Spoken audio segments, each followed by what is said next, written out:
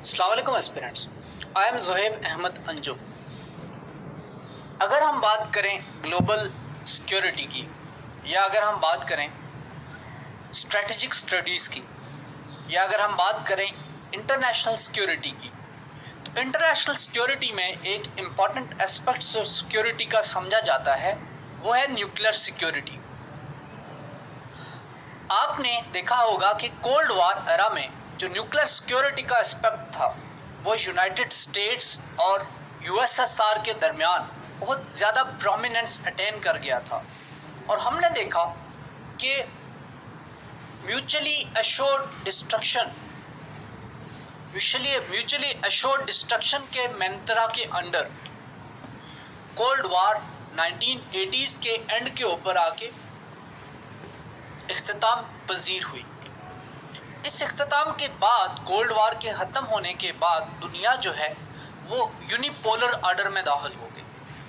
Unipolar order में दाखिल होने के बाद बहुत सारे राइटर्स जैसे फ्रांसिस फुकुयामा उन्होंने आर्ग्यू किया कि ये जो टाइम है वो एंड ऑफ हिस्ट्री का टाइम है और फाइनली यूनाइटेड नेशंस का इंस्टीट्यूशन भी अपनी जगह पे मौजूद था, काम कर रहा था और माइनर क्लैशेस तो थे, लेकिन दुनिया यह समझ रही थी कि वर्ल्ड वार 2 के बाद और कोल्ड वार के एंड होने के बाद फ्रोज़न कॉन्फ्लिक्ट के एरा के इख्तिताम के बाद शायद अब दुनिया में ग्लोबल लेवल के ऊपर कोई कॉन्फ्लिक्ट ना हो और इंटरनेशनल सिक्योरिटी की डोमेन में शायद ग्लोबल पावर्स आपस में म्यूचुअली कोएग्जिस्ट कर सकें और इंडिपेंडेंस के साथ हर स्टेट अपनी पॉलिसीज़ को परस्यू कर सके। लेकिन ये ख्वाब जो है वो शर्मिंदा ताबीर नहीं हो सका। इसी न्यूक्लियर डोमेन या न्यूक्लियर सिक्योरिटी के एस्पेक्ट्स में 2018 में यूनाइटेड स्टेट्स की तरफ से एक डेवलपमेंट ऐसी हुई कि जिसको न्यूक्लियर पोस्चर रिव्यू कहा गया। ये एक ड्राफ्ट पॉलिसी थी बुनियादी तौर पे कि जिसमें यूनाइटेड स्टेट्स ने अपनी न्यूक्लियर डॉक्ट्राइन के अंदर जो चेंजेस थी उन चेंजेस को, मॉडिफिकेशंस को और अपडेशंस को रिकॉर्ड किया। आज हम ये देखेंगे इस लेक्चर में कि न्यूक्लियर पोस्चर रिव्यू क्या है और न्यूक्लियर पोस्चर रिव्यू की वजह से किस तरह से न्यूक्लियर आर्म्स रेस के स्टार्ट होने का खतरा है। 2018 न्यूक्लियर पोस्चर रिव्यू, इसका जो इम्पोर्टेंट एलिमेंट था वो ये था कि इसमें कहा गया कि यूनाइटेड स्टेट्स जो है वो लो यील्ड थेटर के या टैक्टिकल न्यूक्लियर वेपन्स बनाएगा कि जिसमें लो यील्ड की यूरेनियम या लो यील्ड या कम फ्यूल के साथ जो है वो न्यूक्स बनाए जाएंगे या न्यूक्लियर वेपन्स बनाए जाएंगे।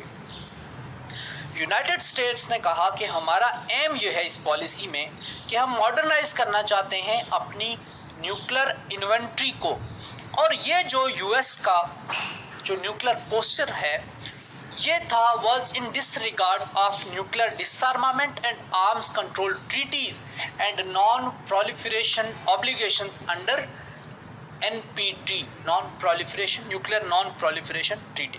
तो ये तमाम जो यूनाइटेड स्टेट्स की इंटरनेशनल ऑब्लिगेशंस थी, एनपीटी है या न्यूक्लियर आर्म्स रेस को कम करने की या डिसआर्मामेंट की जो उनकी ऑब्लिगेशंस थी, ये उसकी वायलेशन में था और इसकी वजह से एक न्यूक्लियर आर्म्स रेस जो है वो स्टार्ट होने का खतरा हो गया। और ये न्यूक्लियर आर्म्स रेस आज हमें कोरियन पेनिनसुला के ऊपर, joint comprehensive plan of action से विड्रॉल के बाद मिडल ईस्ट में, ईरान के अंदर और रशिया की जो न्यूक्लियर इन्वेंट्री को मॉडर्नाइज करने के स्टेप्स हैं, इनकी सूरत में हमें ये न्यूक्लियर आर्म्स रेस नज़र आ रही है।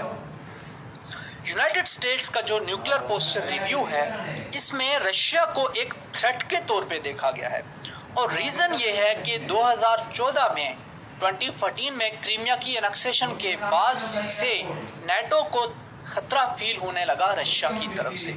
तो रशिया की जो विलिंगनेस है to use tactical nuclear weapons against NATO forces as part of Russia's escalate to de escalate strategy, ये रशिया की एक स्ट्रेटजी है एस्केलेट टू डी एस्केलेट कि हम नेटो के ख़िलाफ़ लो यील्ड न्यूक्लियर वेपन्स इस्तेमाल करेंगे। इसके जवाब में यूनाइटेड स्टेट्स की तरफ से ये रिस्पॉन्स आता है। अब यूनाइटेड स्टेट्स ने अपने जो डेटरेंस का पोस्चर था, उस डेटरेंस की पॉलिसी या डेटरेंस की थ्योरी को बदल दिया यूएस न्यूक्लियर पोस्चर रिव्यू के साथ। Reason, first of all United states जो है वो पैसिफिक एशिया में चाइना को एक कंपेटिटर की नज़र से देखता है। इस वजह से भी एनपीआर या न्यूक्लियर पोस्चर रिव्यू यूएस की तरफ से आ रहा है। नॉर्थ कोरिया जो है वो न्यूक्लियर प्रोग्राम परस्यू कर रहा है और ईरान के न्यूक्लियर एम्बिशंस भी अपने हैं, जिसकी वजह से इसराइल को थ्रेट का सामना है और यूएस और इसराइल जो है वो क्लोज एलाइज हैं। इसको आपने इस कॉन्टेक्स्ट में देखना है। एनपीआर के की फीचर्स क्या हैं?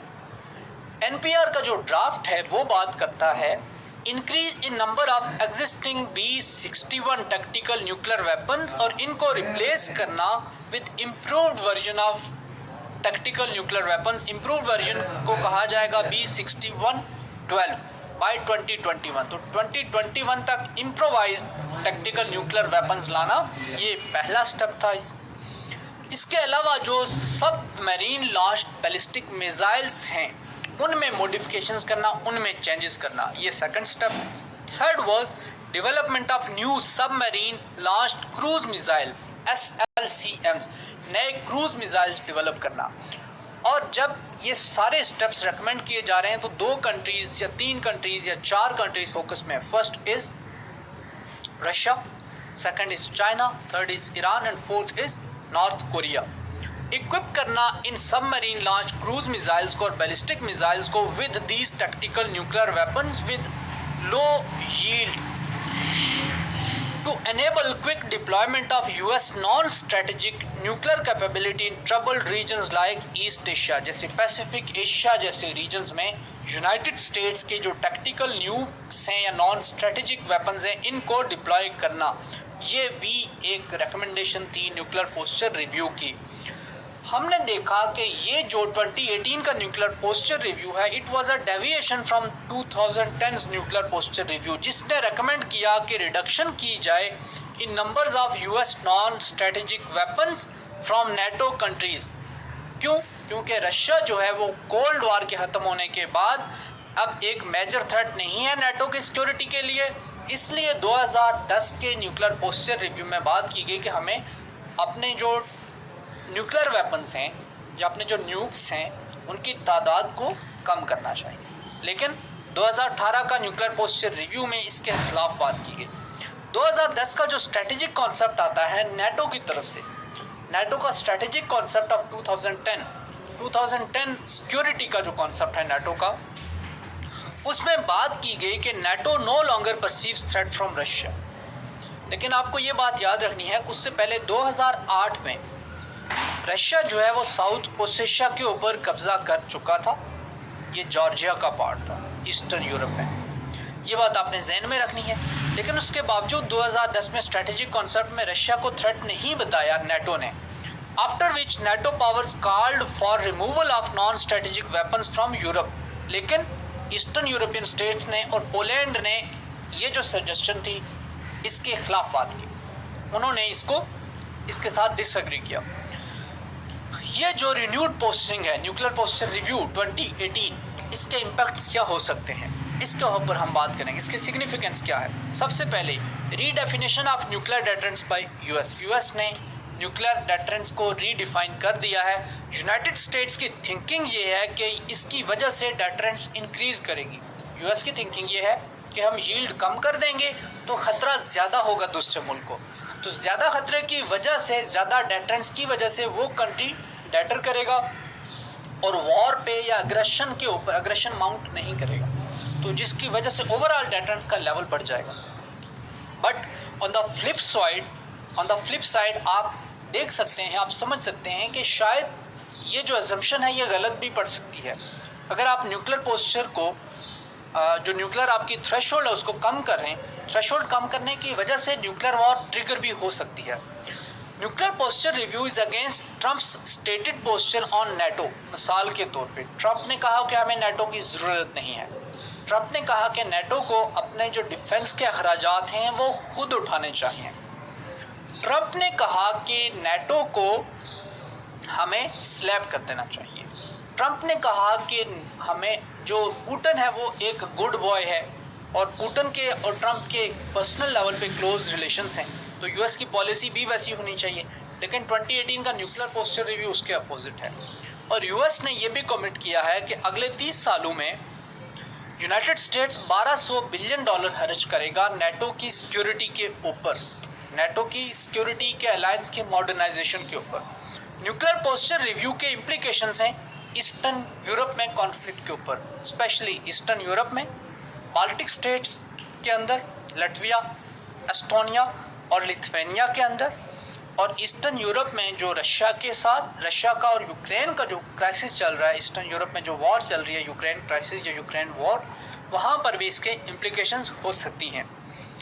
US nuclear posture review can aggravate Japan और साउथ कोरिया। क्योंकि जापान और साउथ कोरिया में यूएस के ट्रूप्स स्टेशन हैं, यूएस के ट्रूप्स वहाँ पे डिप्लॉयड हैं। अब यूनाइटेड स्टेट्स अगर टैक्टिकल न्यूक्लियर वेपन्स गवाम में बैठे हुए हैं जो इसके ट्रूप्स, या जापान में बैठे हुए हैं, या साउथ कोरिया में डीमिलिटराइज्ड जोन के ऊपर जो बैठे हुए हैं, उनको यूनाइटेड स्टेट्स अगर यही टैक्टिकल न्यूक्स देता है और वो प्रॉक्सिमिटी में बैठे हुए हैं, in the proximity of north Korea, और दूसरी तरफ जो है वो चाइना की प्रॉक्सिमिटी में बैठे हुए हैं और रशिया भी दूर नहीं है, तो ऐसी सूरत में जब अगर न्यूक्लियर वॉर होती है मिसाल के तौर पे, तो सबसे पहले जो है ये अपोनेंट कंट्रीज़, जो राइवल कंट्रीज़ नॉर्थ कोरिया और चाइना, सबसे पहले न्यूक किसको करेंगे? साउथ कोरिया को, और जापान को उनका नुकसान हो। तो इस पॉलिसी की वजह से जापान और साउथ कोरिया की वजह से मिसाइल बढ़ गए हैं, उनकी सिक्योरिटी के मिसाइल बढ़ गए हैं। इट में आल्सो एंगर चाइना, क्योंकि वो ईस्ट एशिया को, साउथ चाइना सी को, ईस्ट चाइना सी को अपनी टेरिटरी समझता है। यूएस का जो न्यूक्लियर पोस्चर रिव्यू है ये रीआइटरेट करता है commitment not to target NPT compliant state, कहता है कि जो स्टेट्स एनपीटी के साथ कंप्लाई हैं उनको हम टारगेट नहीं करेंगे। जो also reverse priorities towards arm control related issues. Nuclear posture जो रिव्यू है इसने आर्म्स कंट्रोल से रिलेटेड जो ट्रीटीज़ थी, जो एग्रीमेंट्स थे, उनको भी इसने रिवर्स कर दिया है। मिसाल के तौर पे intermediate range nuclear forces, INF treaty से यूनाइटेड स्टेट्स जो है वो विड्रॉ कर चुका है, और आईएनएफ ट्रीटी जो कोल्ड वार एरा की एक इम्पॉर्टेंट ट्रीटी थी और ये आर्म्स कंट्रोल की ट्रीटी थी, जिसके अंडर जो है वो यूरोप में स्ट्रेटेजिक मिसाइल्स को डिप्लॉय करना जो है वो रोका गया था। स्ट्रेटेजिक मिसाइल्स को डिप्लॉय करने के खिलाफ थी ये ट्रीटी। आईएनएफ के ख़त्म होने के बाद अब चांसेस हैं कि यूरोप में नेटो और ईस्टर्न यूरोप में रशिया, जो यूरेशियन रीजन है वहाँ पे, ये दोनों स्टेट्स दोबारा से वहाँ पे एक न्यूक्लियर आर्म्स रेस शुरू हो जाएगी। Nuclear posture reviews critical of treaty on prohibition of nuclear weapons, उसके खिलाफ है। It has dashed hopes for revival of fissile material negotiation, जो कि कॉन्फ्रेंस ऑन डिसआर्मामेंट का एक इम्पॉर्टेंट एस्पेक्ट था। तो कॉन्फ्रेंस ऑन डिसआर्मामेंट को न्यूक्लियर पोस्चर रिव्यू ने इफेक्टिवली नलिफाई कर दिया है। कोई अगर उसके ऊपर प्रोग्रेस हुई, प्रेसिडेंट ओबामा के अंडर जो है वो इसके ऊपर बहुत ज़्यादा प्रोग्रेस हुई। प्रेसिडेंट ओबामा ने नॉन प्रोलिफरेशन से मतलब 4 सालों में कंसिस्टेंटली 12 में, 14 में, 10 में और 16 में कंसिस्टेंटली आफ्टर एवरी 2 इयर्स डिसआर्मामेंट के ऊपर नेगोशिएशंस करवाई। लेकिन अब लगता है कि न्यूक्लियर पोस्चर रिव्यू के साथ ट्रंप के अमेरिका ने इस तमाम जो प्रोग्रेस थी उसको रिपील कर दिया है। It would reignite the cold war nuclear competition. इसकी वजह से कोल्ड वार एरा का जो न्यूक्लियर कॉम्पिटिशन है, जो कि mutually assured destruction cold war में हमें नज़र आई यूएसएसआर और यूएसए के दरमियान, वो इसकी वजह से दोबारा स्टार्ट हो सकती है। Russia and China could opt for nuclear race. Russia और चाइना दोनों, चूँकि दोनों खुद को स्ट्रेटेजिक कंपेटिटर समझते हैं यूनाइटेड स्टेट्स का, तो ये दोनों चूज़ कर सकते हैं कि ये यूनाइटेड स्टेट्स के इस रिन्यूड न्यूक्लियर पोस्चरिंग की वजह से ये दोनों भी अपने न्यूक्लियर पोस्चर को रिव्यू करें, अपनी न्यूक्लियर इन्वेंट्री को मॉडर्नाइज करें। और आईएनएफ ट्रीटी टर्मिनेट की जा चुकी है। दिसंबर 2019 में मिसाल के तौर पे पुतिन ने ऐलान किया कि रशिया अपनी 80% जो न्यूक्लियर इन्वेंट्री है उसको मॉडर्नाइज कर चुका है, और नए submarine launch ballistic missiles Russia develop भी कर रहा है और लॉन्च भी कर रहा है। और इसके साथ रशिया आर्कटिक में भी लगातार डिप्लॉयमेंट्स कर रहा है। इसके साथ ही हम आज के इस टॉपिक को यहाँ पर ही कैप करते हैं। अपना ख्याल रखिएगा, इजाज़त दीजिए, अल्लाह हाफ़िज़।